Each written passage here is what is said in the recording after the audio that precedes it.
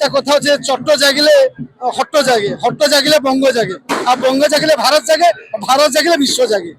এই কথাটা শ্রী শ্রী ঠাকুর আমার বলেছেন।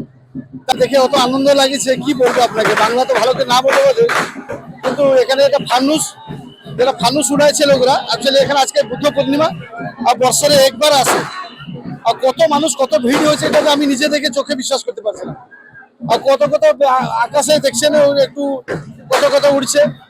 আমি এই যে প্রার্থনা করি কি লোকদেরকে আসছে, মানুষ আসুক, এগুলো সব দেখুক, খুব খুশি লাগছে। কিন্তু অ্যাকচুয়ালি আমি আসছি, বলতে হবে যে লাইভ যেগুলো চলছে, অ্যাকচুয়ালি আমি আসছি ইন্ডিয়া থেকে, ইন্ডিয়া উড়িষ্যা পুরী জগন্নাথ মন্দির থেকে আসছি।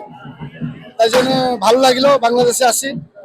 27 তারিখ থেকে আমি এন্ট্রি করছি, 27 থেকে যখন আমি আসছি এখানে, আজকে হয়ে গেল 6 তারিখ। আর 2 দিন পরে আমার অ্যাকচুয়ালি ভিসা শেষ হয়ে যাবে, আমাকে যেতেই হবে ইন্ডিয়া আবার।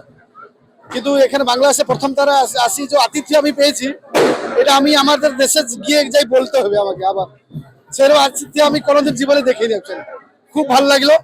তাই জন্য এগুলো বঙ্গ যখন চট্ট জাগবে, তখন চিন্তা করো কি হবে তাহলে দেশের অবস্থা, এগুলো পুরো বিশ্ব জাগবে।